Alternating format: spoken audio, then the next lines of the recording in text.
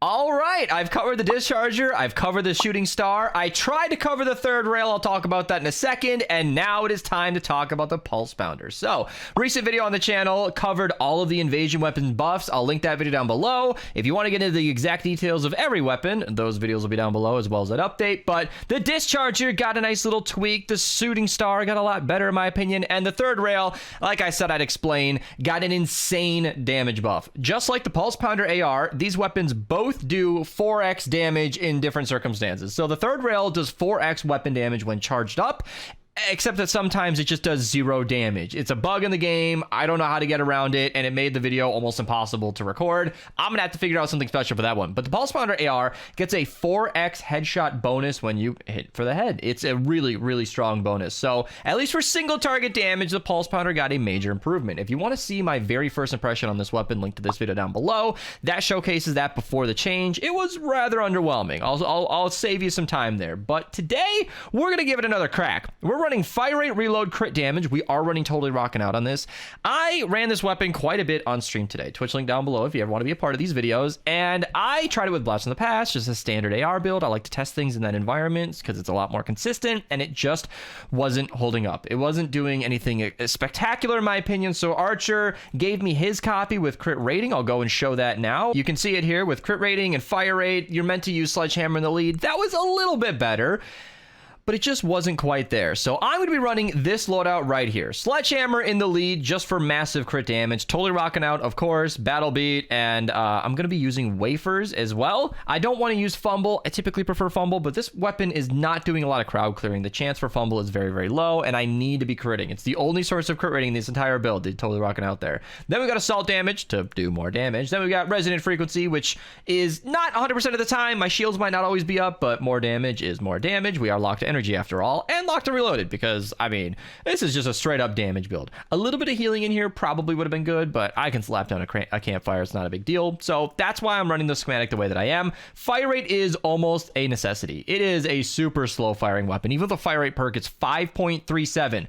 For those who don't know, 10.8 is the game standard, and the Gravedigger is known for shooting slowly at 7.2 shots per second. So yeah, it's a very slow firing weapon. So a fire rate perk, in my opinion, is necessary. If you want to do the biggest damage per hit, double crit damage would be super fun, but you'd be shooting super slow, and I don't think it'd be as fun as it sounds. And then the last thing to mention is the 6 perk. The damage to 15% is broken, all right? I'm not going to be insta-killing anything. I just don't want to spend a core reperk. I've got 13, but I don't think this weapon's worth it. Stacks of Slow is the best one right now, or considering Rio, maybe Shield. I mean, do you want slowing, damage, or shield? It's kind of a lot to consider. The 6 perks are really interesting. I think the slowed perk is typically best, but I'm going to run it how it is and see how it does. All right, so the teammates said they had a smasher harassing them. Let's go take a look down here. Pop a wafer. Let me hit those headshots. See that? Woo! Okay, that's quite a bit more damage than I was seeing earlier. Oh, look at that. We got a nice little zappy face. Yep, 2-shotted just like that. Take out the crow. And this is where this weapon kind of struggles. This crowd clearing. You know, you really need to hit not just ADS, but on the head with these, and it becomes very, very tricky to take good use of this weapon. Once again, I got no healing. I think spraying might just be fine for these targets, and you get to one-tap the big guys. Okay, that handled it better than I expected, but it was still very choppy. This video is called Miss Monster Hunting for a reason. Yeah, I got my campfires here because they already kicked my ass. You're gonna see why. So, the Miss Monsters take a ton of damage, right? But then these enemies are just not anything this weapon can handle. You have to just carry something bigger. That's why I'm using the discharger, you know? Link that video down below. Again, I know I plugged it earlier, but I feel like if you're going to use the invasion set, you really have to combine the weapons, because the pulse pounder cannot do it all. You can see, even without Totally Rocking Out, it's actually really good single target damage. It's doing very decently against Miss Monsters and Smashers, and right here you'll see the Taker. It's going to eliminate it pretty much with ease if I can hit those headshots. And that's one of the other nerfs of this weapon, is if your aim isn't perfect, which mine is definitely not right now, if you can't hit those headshots, you lose almost all of your damage. Like, it does 4x damage for headshots, which is substantial, but absolutely normal if you can't hit it. So yeah, it's like a high risk, high reward, slow firing weapon.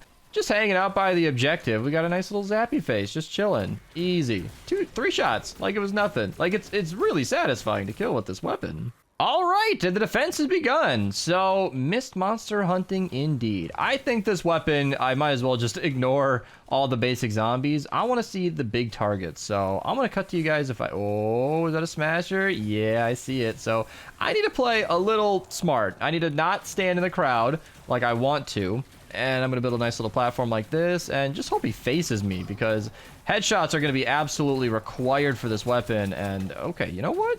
Even without the headshots, you whittle it down. That might just be totally rocking out, because you can see without the wafer active, it does a lot less. So let's see if we can catch this one up.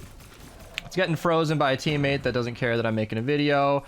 Yeah, there we go. And pretty good damage. I can't really tell, because Mateo got it down halfway, but hopefully he'll let me have another one. All right, we got another one over here. All right, here we go.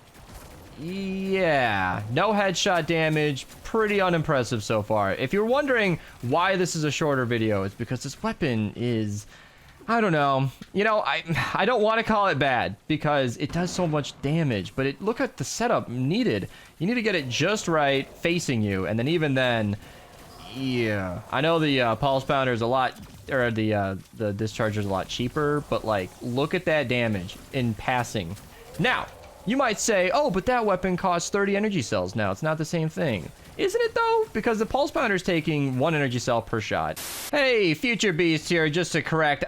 The pulse pounder does not take energy ammo. I don't know why I thought that it did, so pardon that. I am going to compare it to the Xenon bow in this video if I haven't already. So in the future, when I say that, just think about the vacuum tube bow, okay? It takes heavy ammo, not medium ammo, but it's very similar, and you can get a lot more for roughly the same ammo cost. And I think a lot of my opinions on the weapon are still unchanged, so sorry about the mistake, but hopefully this clears it up. And even with headshots, if you don't get all crits, you're still kind of spending like 15 to kill an enemy. Like, that is pretty good, you know, 3 shots. That's nice and solid. But against a smasher, it takes a lot more. You know, I got some extra wafers. I want to see how this does against the normal enemies too. Like, there's so many traps. This is really hard to record this lobby. Yeah, even baby zombies. This is why I say this weapon is so bad about crowd clearing. I don't think anybody needed an explanation, but like, yeah, it fires way too slow to handle crowds. Even if you hit fire, here, let me just see if I can take out the nurse. Oh, got it. Okay, even if you hit fire, it's... there are cheaper ways to do this. You know, there are weapons like the Xenon bow that just ruin my perspective of these weapons, because that weapon can just cleave through a crowd of enemies like it's nothing, and it makes using a weapon like the pulse pounder really hard to justify. All right, we got another smasher spawn and a nurse I can bully. Easy. Yes, there we go. Take out the fatty in front of me, and oh man, getting headshots, especially on a smasher that's going up a slope like this. I can't move. Thank you for the heal, Archer. Okay. Pop the wafer and hope it sits still. Yeah, I want to use the focused in, but I feel like you shoot 4 times slower when you aim in. It's almost like the damage doesn't really change. Let me eat one of these and see what we can do. Yeah, it's tough. Like, it's really tough to recommend a weapon that struggles so much with a smasher when, again, the discharger, you just shoot it from this distance. Is that going to do anything? I think that's way too far away. Way too far away. All right, here we go. Let's see. We're going to get him to face us. Go over here, pop a wafer, lay into it. Yeah. Okay. All right. Yeah, that's about all I needed to see. All right, trap vulnerable mini boss. That, you know what? Honestly, I was using this against mini bosses earlier. I don't think we're missing anything. You guys could already see how much it's struggling against a single smasher. Not exactly the strongest weapon I've ever used, and it's really disappointing. I think the extra damage from ADS was a really good move by Epic. I think that is an improvement. In fact, I feel like I have had a better experience with this weapon today in general than this video is even showing. But with absolutely no crowd clearing and some of the other better energy weapons in the game being what they are, I feel like it doesn't really have a place. You know, like we saw this with the Grunt AR. I'll link that video down below. It's another weapon very similar to this from the spy weapon set, and it is okay, Mateo. It is not that good. Like it's decent when you use it, but then every single mission where you think, oh, I'm gonna try and make the Grunt work, it's not really strong enough to justify using it. And that's what makes these weapons really tough to recommend. So yeah, I'll play out the rest of this game, but I think we've seen what we need to see. In fact, this mission has been really tough to record in because I already knew I was going to do like a one part for this. I don't think this is a weapon I want to run 2 missions in a row like I usually do for my extended dailies, but I also had trouble recording in this one mission because we didn't get any mini bosses, or not mini bosses, but no mist monsters. I've been confusing those two a lot in my recent videos, but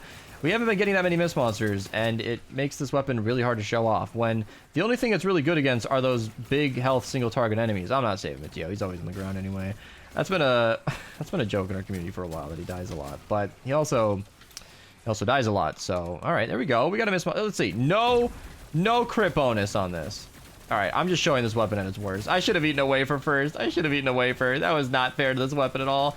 Is there going to be another one that can spawn? This is what I'm talking about. The whole mission has been like this. We barely get anything to work with. Maybe if I throw a couple of drones, I can feed my totally rocking out. And then I'll go over here right as a big enemy spawns behind me. Is that how that's going to work? Oh, man. This has just been a struggle bus. But honestly, if you use this weapon, this is pretty representative of how your games are going to go. You need a lot of setup to do the damage. Totally rocking out makes almost any weapon good. That's part of the reason I run Blast from the Past in these videos, is because I want to see how good a weapon is kind of on its own. You know, totally rocking out can be used to make anything good. And I don't think that's gonna save this weapon. So thank you guys so much for watching. Sorry for a bit of a choppy recording, but like I said, I ran this earlier and I had a very similar experience, if not slightly better.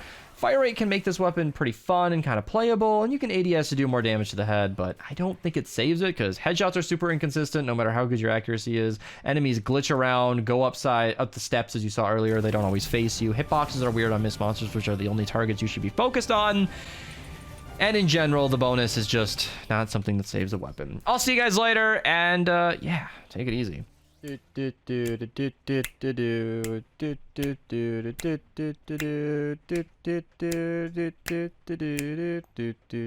then